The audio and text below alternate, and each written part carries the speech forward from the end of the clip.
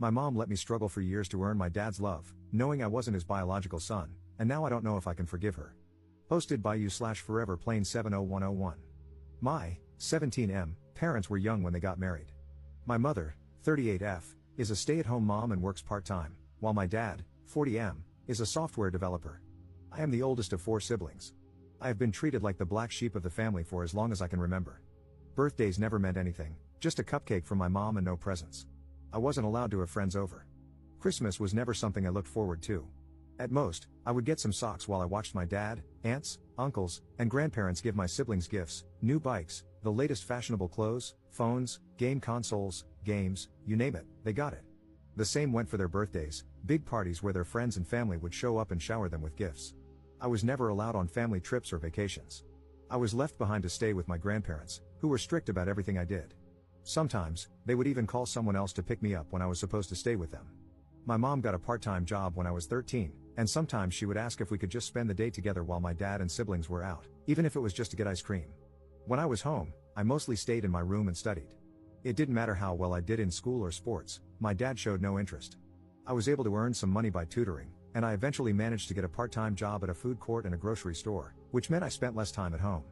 Over the years, my mental health got worse and worse because I was trying to maintain good grades, perform well in sports, and work 2 part-time jobs. My mom helped me find a therapist, who has been a great help. Yesterday, I came home from work late, tired, and just wanting to go to bed. I opened the door to hear my mom arguing with my dad and aunt in the living room. I could hear my aunt saying that I should be more grateful toward my dad. Then they saw me standing in the doorway and stopped talking. My mom and dad looked like they had seen a ghost, while my aunt announced, "And in comes the bastard." I was shocked to hear her say that. I knew she didn't like me and mostly ignored me when we were in the same room, but I got angry and just asked her to repeat what she had said. My dad quickly stopped her, but no, I wanted to know what I should be grateful for. So I asked what was going on. No one said anything for a while, so I asked again, grateful for what? Being ignored, neglected, abandoned, while my siblings are spoiled and get to play happy family with dad? As soon as I said dad, my aunt shouted that I was not his son. I was shocked by what she said, and I asked my dad if it was true. He looked at me and just said, "I'm sorry." I didn't know what to say.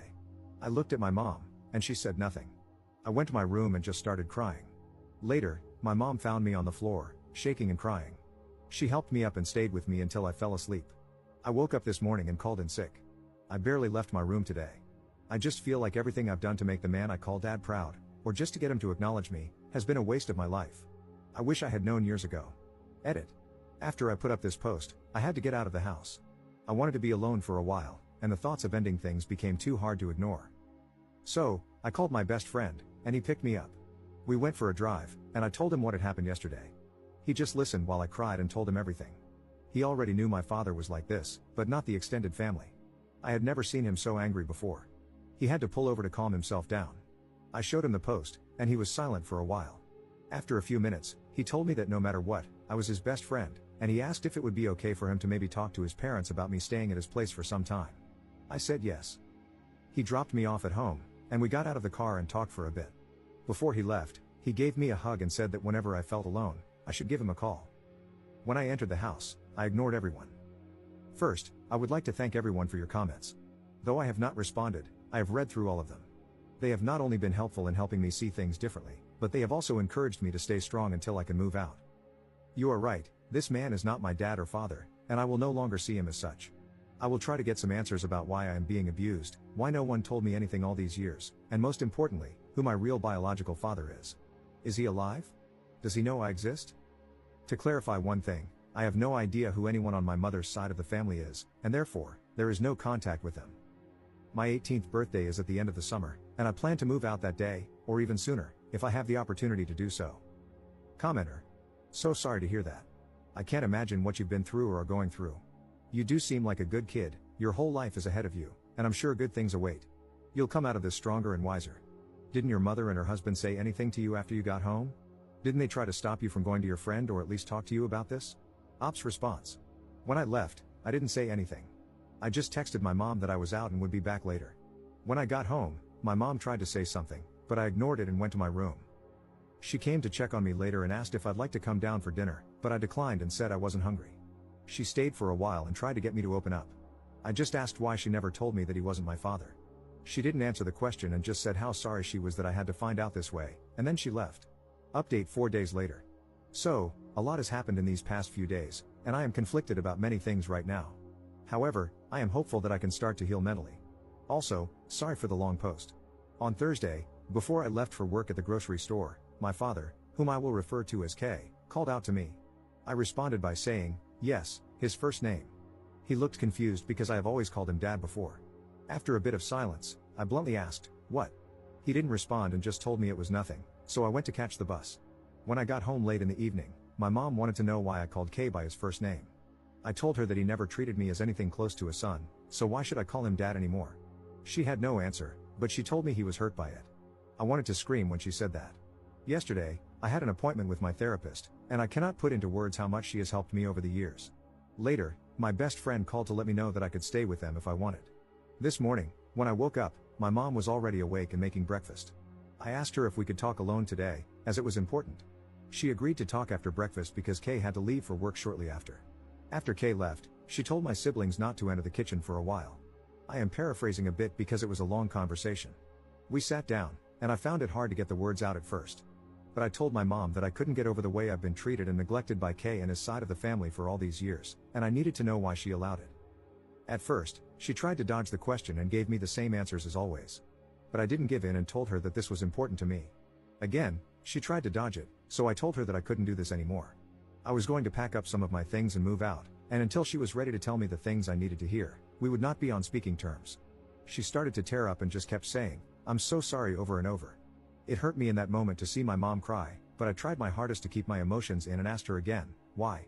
After some time, when she calmed down, she told me what happened. When she was 20 and in university, she had a boyfriend whom she had been with for 3 years. They shared an apartment along with his best friend. One night, they went out clubbing and got into an argument because she wanted to stay, but her boyfriend wanted to go home. He left, and both she and his best friend were really drunk. That night, she cheated on her boyfriend with his best friend at the club. The next day, she woke up and realized what she had done. After a few days, she and the best friend confessed to the affair, and her boyfriend broke up with her. Her ex contacted her parents and told them what she had done. Her parents were furious and told her she was not welcome back home, cutting off all financial support. She had to move out, lost a lot of friends, and had nowhere to stay. She ended up living in her car for a while. When she found out she was pregnant, she didn't know what to do.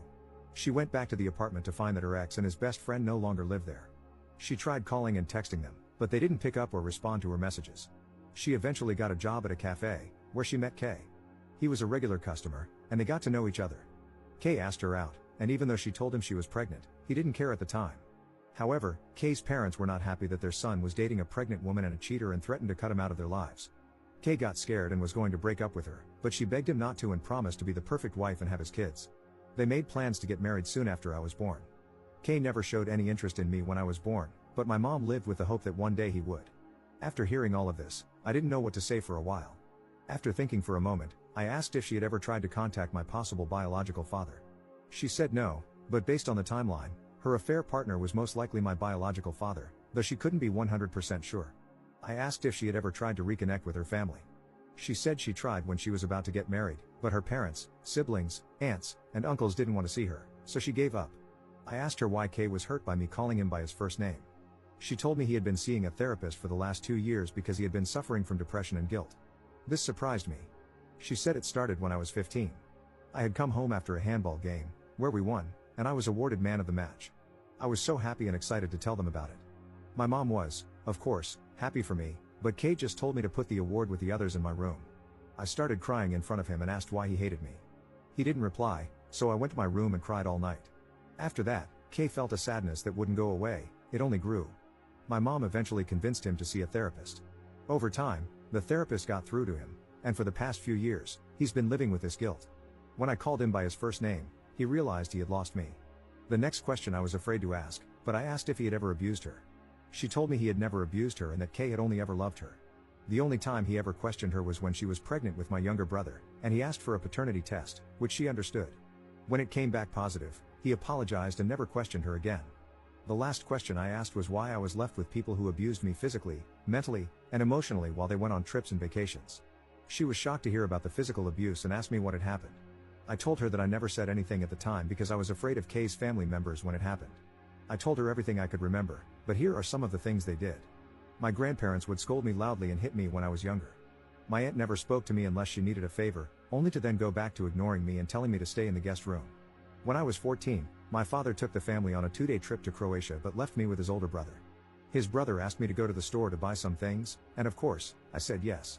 When I came back, he opened the door, took the bags, and locked me out of the house. I sat there crying until they had all finished their dinner. Then he let me in. My mom cried the whole time while I told her everything. She told me how sorry she was. She knew they didn't like me, but this was pure hate. After the conversation, she asked if I was going to move out and where. I told her I was planning on it but wouldn't tell her where because I didn't want Kay to know where I would be staying. She started crying again, and it hurt to see her cry. The conversation was long and lasted several hours, but these are just the main points. After that, I went to my room to clear my head and think. About an hour later, someone knocked on my door, and I told them to come in. It was Kay. He asked if he could enter, and I said yes. It was the first time I could remember him ever entering my bedroom. He looked around for a bit, stopping at the shelf where I keep all of my awards and trophies from school and sports. He looked both surprised and sad when he saw the medals from when I did track and field and played football. He stopped when he saw the small man of the match award and picked it up. He held it for a while and started to tear up. Then, he put it back and sat down on the bed. Neither of us said anything for a while. I asked if Mom had told him what we talked about. He was still tearing up and slightly nodded his head. I asked him if he was aware of how I see him. He nodded again and whispered, yes. I asked, so you know the extent of what your parents and siblings put me through? He looked me in the eyes and asked if it was true. I said yes, and he just started crying. After a while, he stood up and hugged me. This was both the first time he had ever hugged me and the first time I'd ever seen him cry in front of me. I just hugged him back and started to cry too. He didn't want to let go and said how sorry he was, for the pain he caused me, for the years of neglect, for treating me like an outsider. He begged me not to move out. When he finally let go, he asked for a chance. I told him that maybe, with time, I could forgive him and Mom, but they had to earn it. However, I would not forgive his family for the things they had done. Also, for now, he was still Kay. He was hurt by this but accepted it. For now, I am not moving out. But if things go back to the way they were, I will not hesitate to leave, and he knows it. We are going to see a family therapist together. In the future, I will try to reach out to my biological father. However, I'm still unsure about my maternal side of the family. I'm on the fence about them. Thank you for reading. Edit. I called my friend and told him what happened. The door will always be open at his place. We have known each other since we started school, and we both play for the same team. I know his parents well, and they are lovely people. I know many of you want me to move out as soon as possible, but I told them I would like to give them this one chance, and that is what I will do for the moment. Honestly, I am not scared that things will just go back to how they have been. I have been saving all of my money since I started working. To those who have been sending virtual hugs, here's a virtual hug back, and thank you. Thank you for all the comments and support. Commenter. What are they going to do about your stepfather's family's abuse? Are they going to call them out on it? And how do your other siblings treat you, obviously with the exception of your sister, who seems to love you? Ops response. Kay and Mom have spoken to my siblings, letting them know that, from now on, his side of the family will not be allowed to visit anymore for the foreseeable future. They were surprised at first, but Kay explained what happened. My brothers didn't know what to say, but my sister got really angry at Kay and Mom. I had a talk with my siblings about how hurt I was by my strained relationship with my brothers because we used to be a lot closer. It's like they started seeing me as a roommate rather than a brother some time ago. My sister has always wanted to spend time together and gets really upset if she misses my games. I let them know that I didn't care if they saw his family outside the house. However, my brothers told me they would rather try to fix our relationship. Second update 1 week later. Firstly, I would like to thank all of you who have messaged me on the last post and privately. I want you to know that I am safe and staying at my friend's house. They are willing to let me stay with them long term. These messages have not only opened my eyes but also helped me see my mom and Kay for the people they truly are. Neither of them loves me or cares about me. I have had people sharing their stories of childhood abuse and neglect and how they managed to get out. Every time I have tried to talk to my mom and Kay about the abuse, or asked my mom how she could happily leave me behind and do nothing about it, they have tried to avoid the questions, love bomb me, and say that things will change. What really got to me was a message I received this morning asking how my mom never noticed any bruises when they picked me up after trips and vacations.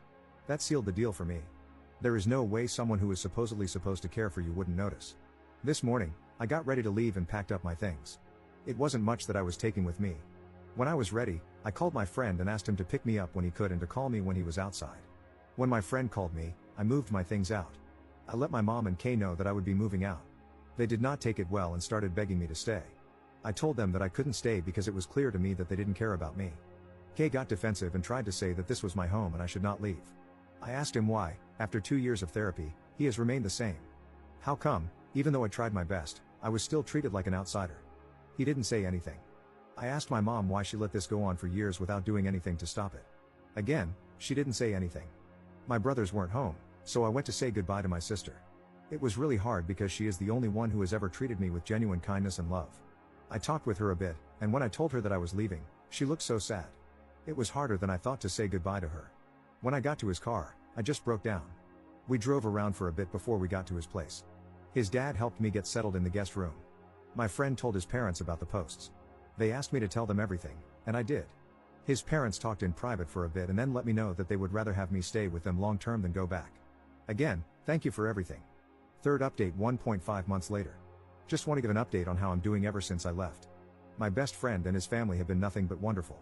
They have taken me in as their own and shown me nothing but love, kindness, and understanding. I appreciate everything they have done to make me feel safe and loved. I have met with my mom and siblings on a few occasions, but never at my old home or at my friend's house. I have made it clear that I will never step foot inside there again, and it took my mom some time to realize that.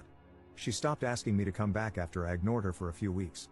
I have switched therapists because I felt like I needed a fresh start in dealing with all of this. And yes, therapists are mandatory reporters in my country. I learned that after my first appointment, when the therapist contacted the police and reported my old one. K and some of his extended family have tried to reach out via texts. Some have offered their apologies, while others just sent insults. It's not hard to figure out why. Those have been blocked.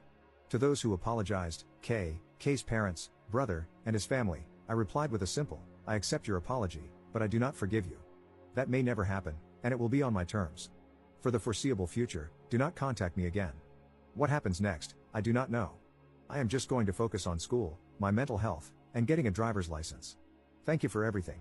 I truly appreciate every one of you, and big hugs to you all. Commenter. Bro, let's be honest, you need to keep your distance from your mom. I mean, she knew what they did to you and never tried to stop it. She's a selfish woman who chose her life over her son. Ops response. The only reason I am in contact with my mom is that I can't meet my siblings without her. When I turn 18, I will become financially independent, and I can block her from interfering with my accounts. She has never done that in the past, but I don't want to take any chances. Commenter. I'm surprised that K's brother and his parents apologized. Ops response.